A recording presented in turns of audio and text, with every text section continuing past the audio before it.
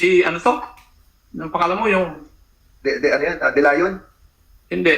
Yung dalawa na katayo. Staff Sergeant Democrito po. Si Democrito at saka si Derdem. Yes, sir. Yes, Your Honor. Yes, yan yung mga nagbibilang nung bulto-bultong pera. Kasama sa kotse, di ba? Yung sasakyan? Yes, Your Honor. O, kayo kasama Hindi na bibigyan. Baka meron na sila. Hindi talaga kayo bibigyan ng 10,000. Oo. Kasi kayo ang kasama na nag-deliver ng, ng 27 million from 1811 papunta ng Espacia or SPD. SPD, yes, yes, sir. Di ba? Tama? SPD sa sabihin nyo, di ba? Oo. Kayo yung, sino nag-driver? Sino nag-driver? Either. Yan. Kaya hindi kayo nakatanggap. Kasi kayo nag-drive, kayo may hawak ng 27 million, bakit pa kayo bibigyan? Correct? Yes, Your Honor. Checkmate. Uli. Umami na kayo. Congressman Busita. Thank you, Mr. Chair. Okay, you take your seat. Thank you, sir. Mr. Chair, pwede bang malaman sino yung present custodian ng 27 million and 4.6 million pesos? Kustudyan ng Yung pera. 27 million na po, Your Honor. Sino ang custodian? Ngayon, nasaan yung pera? Sa ngayon po, before po, pinaalis po sa akin yung custody, pinatransfer po kay Sir Guevara. Pero yung pera, pagkakalam ko po is, pinabantayan na po sa DMFB ng district na nakalagay po doon sa vault, doon sa dati naming office sa DSOI po. So, ngayon po, wala na po akong idea kung nasa na po yung pera na nakalagay po sa Sinong nag-turnover? From sa akin po, pina-turn over po sa akin under the name of Police Lieutenant Colonel Guevara po. Mr. Chair, Colonel Guevara, Yes, Mr. Chair. saan mo turnover yung 27 million pesos?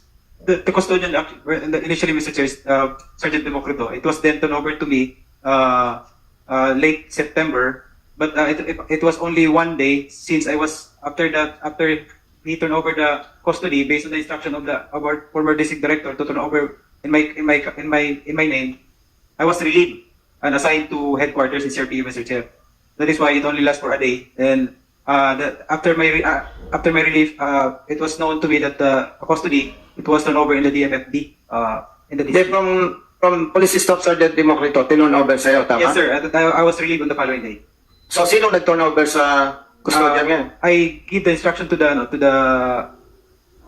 duty guard kasi dutyhan po yun, sir, during the time. So sabi ko I was already in my in this district, so it was then turned over to the DMFD, Mr. Chair. Police Staff Sergeant Democrito. Yes, Your Honor. Nung i-turnover mo kay Colonel Guevara, yung 27 million pesos, saan nakalagay? Sa plastic bag, sa box, cartoon? Naka-box po yan, Your Honor. Okay. Colonel Guevara, tama ba? Naka-box, Mr. Chair, at sealed in the vault, Mr. Chair. Yes, Your Honor. Saan nakalagay? Naka-box po yung pera, Your Honor, and then nilagay po namin doon sa vault po na... Saan galing yung vault? Nabuta ko na lang po doon yung vault po eh. Saan? Instruction na lang po na ipasok. Hindi, di ba? Sa DSOI po. SOU. Opo, Your Honor. Colonel Guevara, Mr. Chair, I provided the vault, Mr. Chair, for this. pumili ka ng vault. Yes, Mr. Chair, because Magkano yung vault? it was 29,000, Mr. Chair. Big time ka talaga. Ano yung dating assignment mo, by the way? I was the former deputy RCD of PRO 13, Mr. Chair. RCD. Yes, Mr. Chair. Deputy RCD. Yes, Mr. Chair. Regional Controller Division. Yes, Mr. Chair. I see. Big time ka eh. Imagine, nagbigay ka ng 5,000 from your own money. Then, bumili ka ng vault. 29,000 pesos. Ilang taon kang assign sa RCD? It was only 7 months, Mr. Chair. 7 years. 7 months, Mr. Chair. O bago ka na-assign ng Deputy RCD, anong assignment mo? I was a former assigned at Civil Security Group, Mr. Chair. So, naka-vault ngayon yung 27 million. Yes, Mr. Chair. So, nasan ngayon yung sinasabi, Mr. Chair, na 4.6 million pesos? It was also in there, in the vault, Mr. Chair. Sinong naglagay doon? Ikaw din. It's the custodian, Mr. Chair. Pero tanong Yes, Congressman Busita kasi relieved na kayo, di ba? Yes, Mr. Chair. So the money who are still there sa vault. Yes, Mr. Chair. Based on the last information that I got, it was all... General, not natin. Ay somebody from the PNP. So asan yung mga ebidensya to? 27 million yan plus 4.6, that is 31.6. So basically, malaking pera to. Nasaan to? Baka mawala na naman to. Baka pag pinilang natin, hindi na to 27. From 64 naging 27, pagkita natin, 15 million na lang to. Anong sitwasyon ng pera? Sir, it is with the SPD battalion, sir. District battalion. So nandun sa SPD pa rin. Yes, sir. So have you seen the ano? Yung intact yung, sir, yung bond. Is it true na may bond na? Yes, sir. Meron. Ni-reimburse mo ba yan, Colonel Guevara? May receipt ka or pinare-reimburse mo or out of your own generosity? I supposed to reimburse with my former Pero wala ka pang written request for the reimbursement. Wala, sir. Wala. Okay. So ang tanong ko kay General Leo Uh, Francisco ba? Pespes, sir. Pespes. Ano? General General ano po? Pespes. Pespes. Sir, yes, sir. Kasi kanina nag-usap kami ni Congressman Akop eh. Kasi sa Hotel Espacio, according sa inyong investigation, doon nadala yung pera. Yes, sir. So, do you have a record ng Espacio Hotel? Kung sino ang nag-book doon? Or do you have an idea kung kasi may mga CCTV yan eh. Di ba? Yung hotel, meron yung mga sino ang nag-book ng room na kung saan allegedly, in accordance with your report, doon dinala. Para to have a fairness discussion. No? Sige, go ahead. Or do you have the knowledge about it? Anybody from PNP? Can we refer it, sir, to Oo, kasi in accordance na ano nyo, parang inilipat sa mga bugs eh, di ba? Sir, can we refer this to Colonel Guevara, sir? Colonel? Guevara, sir. Di ba? Ha? Hindi, dinidinay na nga nila yung ano eh, sa Espacio Hotel eh. Ang inaano namin po, yung sa investigation nyo kasi, lumalabas doon, from the 1811, yung pera, dinala sa Espacio Hotel. Ito, nag-check-in sa Espacio to hide the money. Yun ang sinasabi sa report ninyo eh. So ang tanong ko, meron po ba kayong report or intel or whatever documents pertaining to this issue that doon tinago yung pera sa Espacio? Ay, si General Natates, hindi, una muna, sige, go ahead.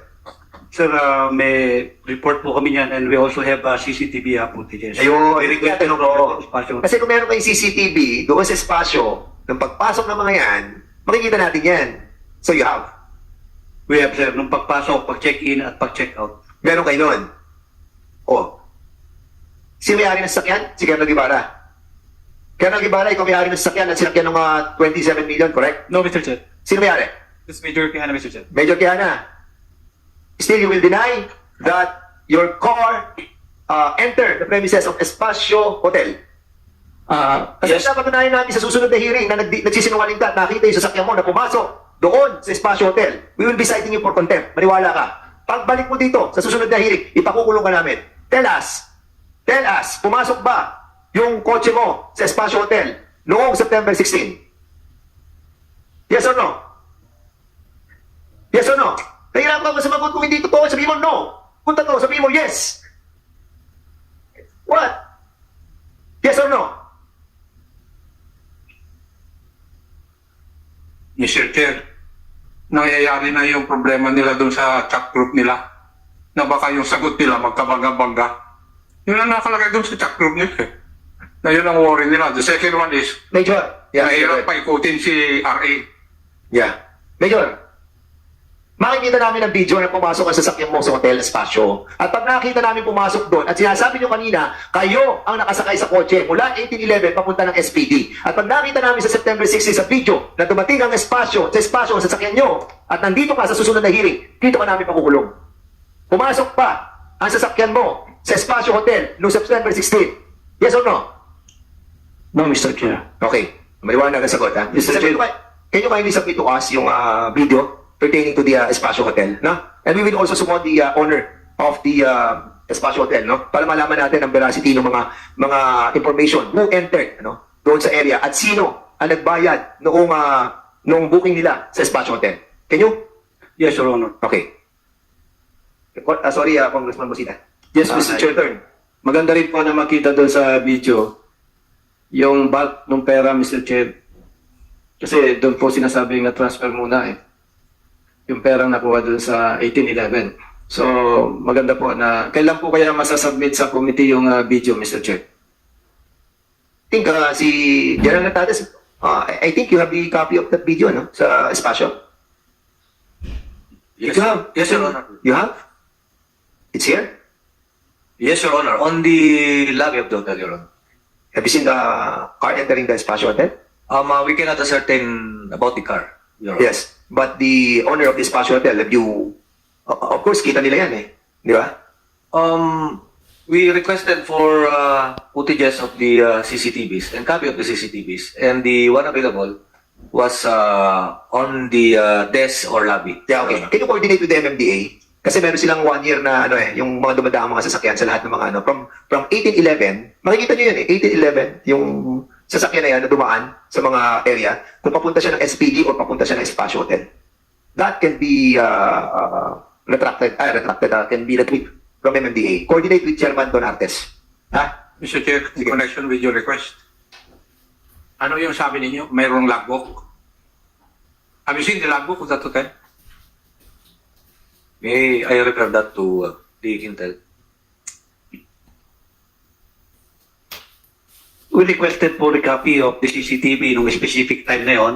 Then we were able to get the copy wherein doon po nakita yung pagpasok ni Sergeant Democrito at Sergeant Desper nung gabi. Then pag-check out nila the following. The following day. Yes, sir. With, So in other words, luggage. you're trying to tell this committee na overnight sila ron. Yes, sir. Dala yung pera. As to the information we received, sir. Yes, Yun nga. yes sir. Oh. Sergeant Democrito, Yes, Your Honor. do you agree with the statement of the good colonel na nag-check-in ka sa Espasyo Hotel? Yes, Your Honor. Yes. Yes, Your Honor. And you stayed there overnight? Yes, Your Honor. What was your vehicle in going there? Pahinga na din, Your Honor, kasi What is your vehicle? What is the vehicle that you use in going there? Hindi ko na po masasabi, Your Honor. I'll walk you there. Oy, huwag mo ako lulukuhin na I'll see to it you get out of this goddamn service. I'll see to it na lahat, pati criminal cases, ipal sa'yo. Lahat ng pinag-interesan ko, na-dismiss na. At napailan pa ng criminal case.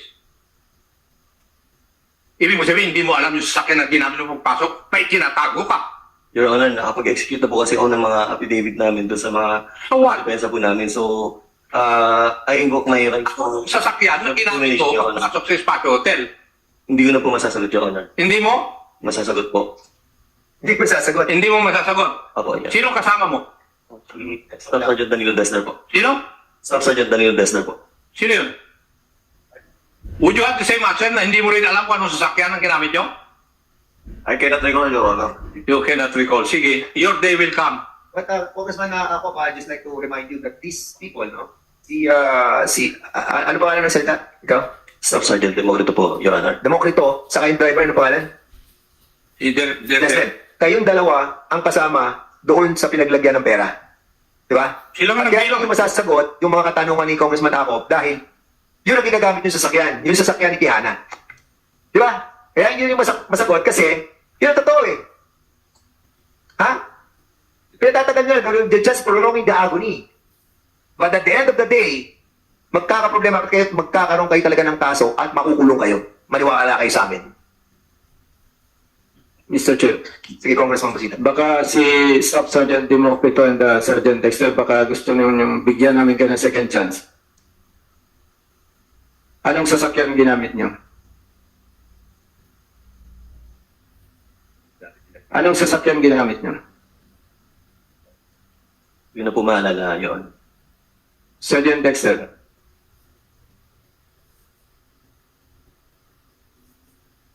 Okay, gentleman's agreement. Pag na-prove namin na nagsisinungaling kayo, next hearing, first time nyo siguro makukulong dito sa Kongreso.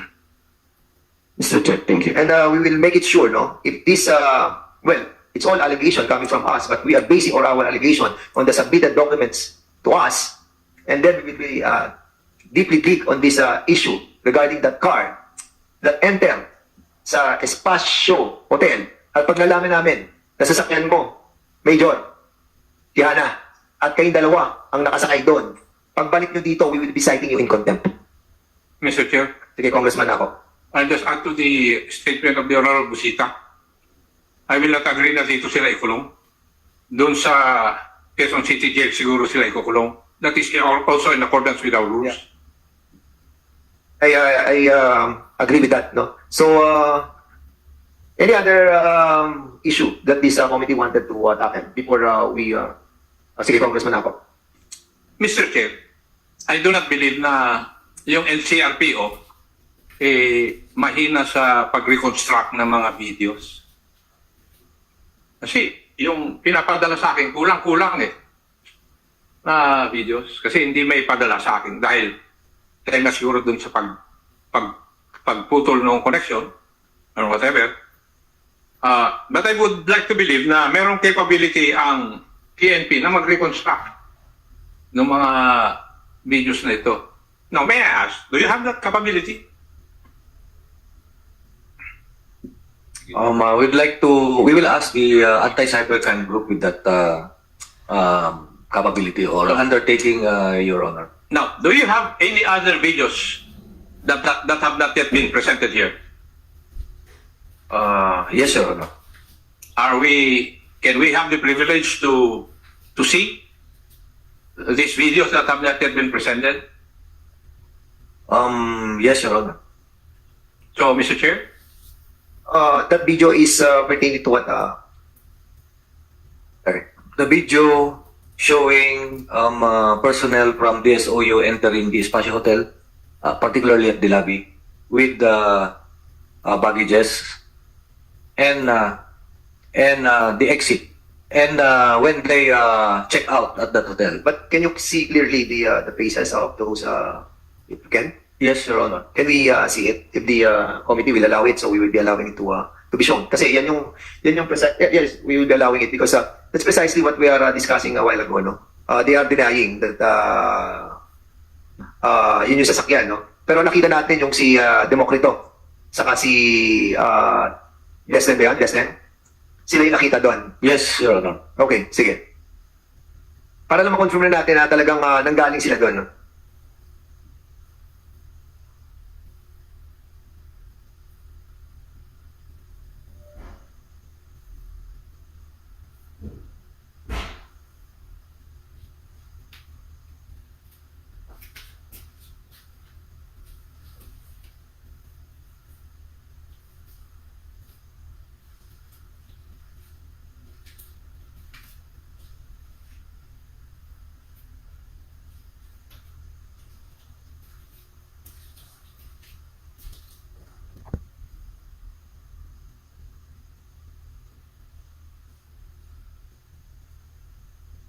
Baka kailangan ng narration. Sino mag-narrate?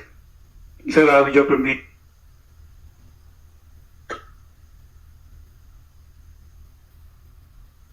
Medyo ikaw mag-narrate, ha?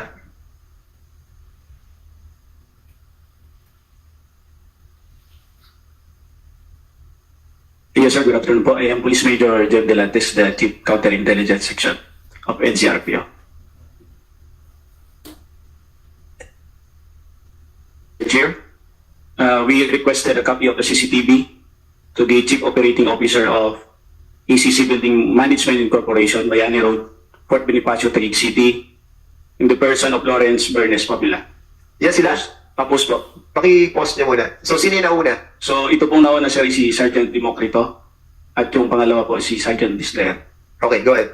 So, ito lang po ang nabigay sa amin, sir, na CCTV copy kasi nag-consult sila sa lawyer din po nila. At yung lang po ng hotel ay hindi po nabigay sa amin. So, ito lang po, paki-play ulit, sir. So, yan lang po ang portion, sir, na yan. More or less 10 o'clock in the evening of September 16 po. Okay. Ha? September 16, sir. Ito is Saturday, sir. September 16 yan? Yes, sir. Okay. After the... Wait. September 16 ng gabi? Yes po, sir. Yung video na yan? Yes po, sir. After the raid, sir. Kasi madaling araw po ng September 16. Hindi, sir. September 15, 12 o'clock yung operation. Yes, sir. So, gabi, sir, sila nag-check-in po sa Espacio Hotel. Before the operation. After the operation. Hindi, ano nangyari dito? After the operation. Yes, sir. After the operation. Sige. So, the following day, sir, that is 10 o'clock in the evening, sir. So ganito po, sir. September 16 po ng madaling araw yung operation nila, sir. So, that is Saturday po. So, 16 ng gabi, nag-check-in po sila dyan, sir. So, ito sir, itong next video na ito, kinat na lang po namin ito. This is the following day, that is Sunday, September 17 ng gabi po. Yes, sir, nag-check out na po sila dyan. Check out na yan ng 17. Yes po, sir. So, yung 16 yung kanina. Yung kanina po, sir. 16 ang gabi yun. Doon Yes, sila sir. nag-check-in. Yes, sir. Okay, sige. Go ahead. So this is this video, sir, is on September 17, that is Sunday evening. Almost 10 o'clock po. Yes, sir. Ang unang-una po, sir, nakita natin nung pagpasok nila yung, aside dun, sir, sa mga suot nila, yung mga bitbit po nila, sir, is halos pareho lang. And according to our validation, sir, itong mga laman nitong mga attache case na to or the baggages is yung pera po. According to, sir, sa mga revelations po of the other members of the operating team that executed a affidavit para mapaliwanag agad, sir, ang investigation natin. Okay. Congressman po. Sige. Why is there a need for them to check in sa kwan, hindi diretso sa headquarters nila? That question, sir, I cannot answer for myself. But based on, sir, sa validation, sir, ng mga reports na dumadating sa amin, mayroon pong nag-utos na hindi mo na iligay yung pera diretso sa DSOE office. Lang po na istorya.